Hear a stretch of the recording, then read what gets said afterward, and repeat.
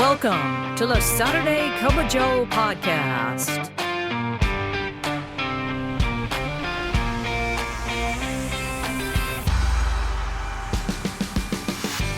This podcast is dedicated to EAS employees of the U.S. Postal Service and members of the National Association of Postal Supervisors. So, pour yourself a cup of coffee and join us for today's episode. And now, here's your host, Robert Wakefield. Are you stressed over holiday expenses and don't know what to do?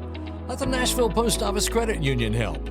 We are offering a Christmas loan up to $1,200 at the low rate of 12% for 12 months. Not to mention no payments for 60 days. This offer is valid until January 31st.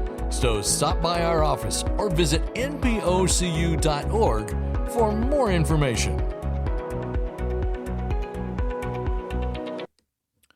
So today for the Saturday Cup of Joe podcast, I wanted to do something just a little different. This is going to be airing the week, a few days before Christmas. This is actually going to air on December 21st of 2024. And so I wanted to do a first and second cup together. And I wanted to read this story that I ran across not too long ago. And it's called The Santa Within Me. It's a true story by a guy by the name of J. Frankston. Jay was a fellow that lived in a New York City area, and he wrote this short story that I'm going to read to you today, or parts of it anyway, and it has a post office connection. So that's kind of the reason I wanted to do this, is because of its post office connection. The year is about 1960s is about when this took place. So here it is, The Santa Within Me by J. Frankston. There's nothing so beautiful as a child's dream of Santa Claus. I know, I often had that dream. But I am Jewish, and my parents didn't believe in Christmas. It was everyone else's holiday, a big party that I wasn't invited to, and I felt left out. It wasn't toys that I yearned for, it was Santa Claus and a Christmas tree. So when I got married and had kids, I decided to make up for what I had missed. It started with a 7-foot tree, all decked out with lights and tinsel. The year was 1956, and we were living in New York City. My daughter Claire was only 2, but her eyes sparkled as she smiled at the tree. It gave off warmth that filled every corner of our home. I put a Star of David on top to soothe those whose Jewish feelings were disturbed by the display. And it warmed my heart to see the glitter, because now the party was at my house and everyone was invited. But something was missing, something big and round and jolly with jingle bells and ho, ho, ho. So I bought some bright red cloth and my wife made me a costume. Inflatable pillows filled out my skinny frame. A Santa mask, complete with whiskers and flowing white hair, made me look genuine enough to live up to a child's dream of old St. Nick. When I tried the costume on and looked in the mirror, there he was, big as life, the Santa of my childhood. I felt myself becoming Santa. I leaned back and pushed out my pillow stomach. My voice got deeper and richer. Merry Christmas, everyone. Claire was almost 4 and Danny not yet 1 when Santa first came to our house. They stood in awe, and I saw in their eyes the fantasy and magic of what I had become. Santa was special. He was the personification of kindness and gentleness, and he was a little scary too. For 2 years I played Santa for my children, to their fright and delight, and to my total enjoyment. And when the 3rd year rolled around, the Santa in me had grown into a personality of his own, and he needed more room. So I sought to accommodate him by letting him do his thing for other children. One day, late in November, I saw this pretty little girl trying to reach a mailbox slot and saying, "Mommy, are you sure Santa will get my letter?" My mind began to whirl. all of those children who wrote to Santa Claus, whatever becomes of their letters? A phone call to the post office answered my question. The dead letter office stored the thousands of letters in huge sacks. Well, the Santa and me went ho, ho, ho, and off we headed to the post office. And as I began rummaging through the letters, I became a little flustered at the demands and the greed of so many spoiled children. Most of the letters were gimme, gimme, gimme letters. But the Santa in me heard a voice from inside that mail sack, and I continued searching until I came upon the one letter that jarred me. Dear Santa, I am an 11-year-old girl, and I have 2 little brothers and a baby sister. My father died last year, and my mother is sick. I know there are many who are poorer than we are, and I want nothing for myself. But could you send us a blanket? 'Cause Mommy's cold at night. It was signed, Susie. I dug deeper into those sacks and came up with another 8 such letters, all calling out from the depths of poverty. I took them with me and went straight to the Western Union office and sent each child a telegram. Got your letter. Will be at your house. Wait for me. Santa. I knew I could not possibly fill all the needs of these children, but I could bring them hope. And if I could make them feel that their cries did not go unheard, I budgeted $150 and went out and bought presents.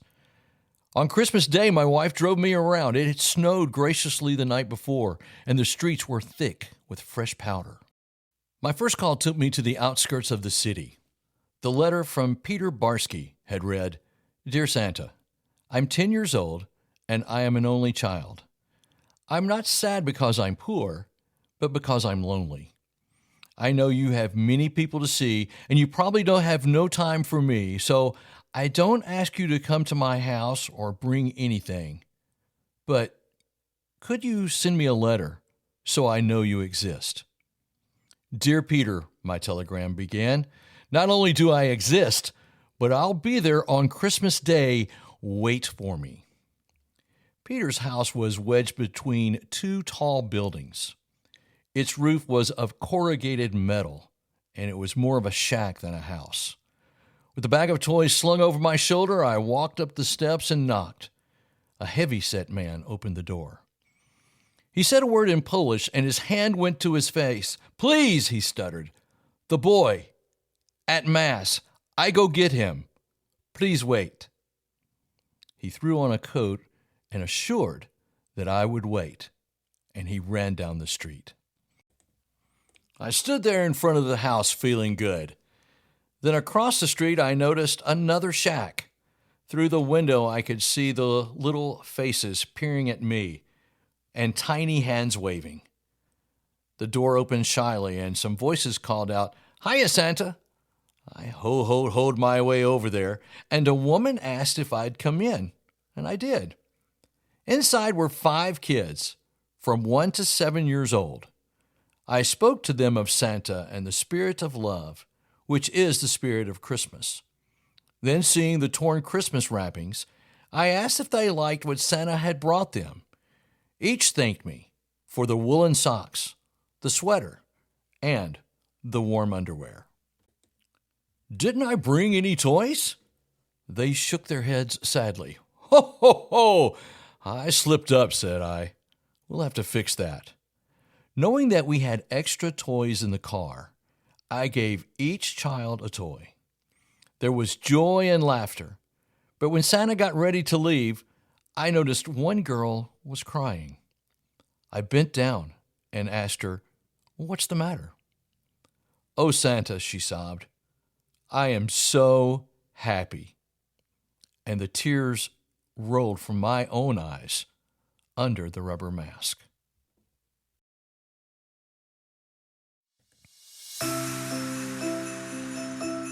This holiday season, the Nashville Post Office Credit Union wishes you joy, peace, and prosperity. As we celebrate this special time of year, we're grateful for your trust and your membership. May your days be merry and bright, and your new year filled with success and happiness. from all of us at the Nashville Post Office Credit Union, Merry Christmas and a Happy New Year. As I stepped out on the street, I heard Mr. Barsky say across the way, "Sir, please." Peter just stood there and looked as Santa walked into the house. "You came," he said.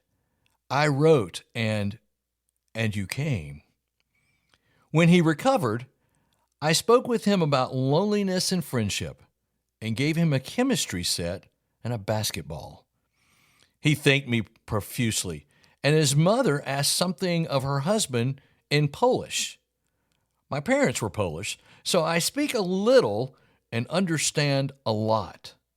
"From the North Pole," I said in Polish. She looked at me with astonishment. "You speak Polish?" "Of course," I said. "Santa speaks all languages." And I left them in joy and wonder.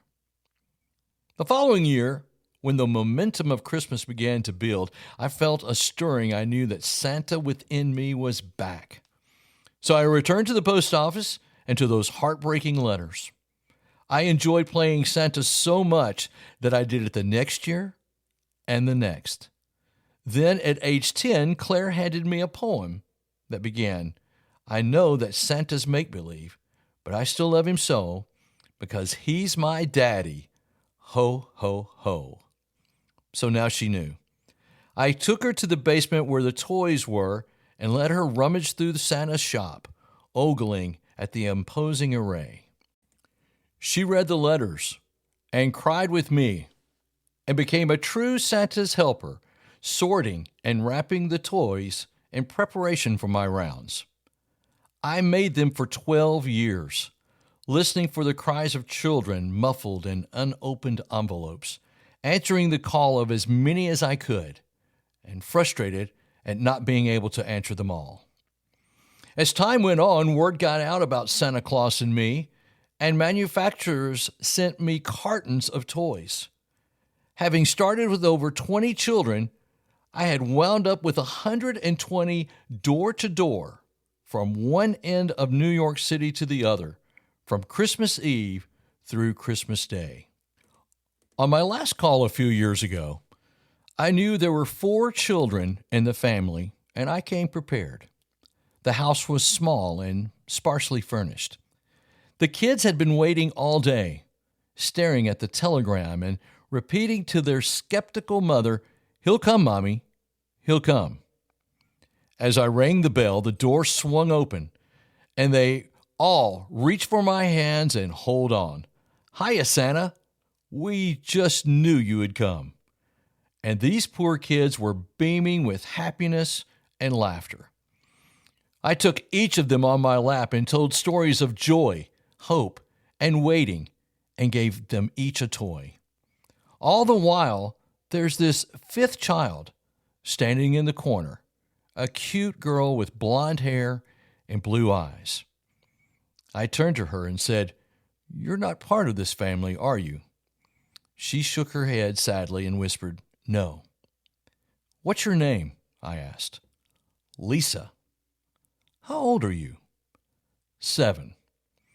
"Come, sit on my lap." She hesitated, but then came over. "Did you get any toys for Christmas?" I asked. "No," she said. I took out a big, beautiful doll. "Do you want this doll?" "No," she said, and leaned over and whispered in my ear, "I'm Jewish." I nudged her and whispered back, "I'm Jewish too." Lisa grinned from ear to ear. She took the doll I had handed her, hugged it, and ran out of the room. I don't know which one of us was happier, Lisa or the Santa in me. Merry Christmas, my friends. So I hope you enjoyed that story by Jay Frankston called The Santa Within Me. There is actually a YouTube video. It lasts 45 minutes, and it's about Jay Frankston. It's entitled Transformative Life from Holocaust Survivor, New York Lawyer, and Santa. So you can go and check that out. He tells part of the story in this documentary, so it's really, really kind of cool. Well, listen, I hope that you have a wonderful Christmas and a Happy New Year. It's great that you are a part of the Saturday Cup of Joe podcast presented by the Nashville Post Office Credit Union. Please share this podcast with all your EAS friends and NAPS friends as well. And if you're a NAPS member, let me know what branch you are from. Merry Christmas, everybody. Well, I'm Robert Wakefield. And remember, every great weekend starts with a great cup of Joe. I'll see you next time. Thank you for tuning in to the Saturday Cup of Joe podcast.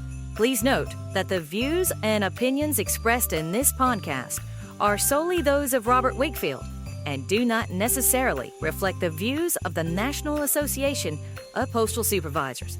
We welcome your questions and comments, so send those to SaturdayCupofJoe@gmail.com.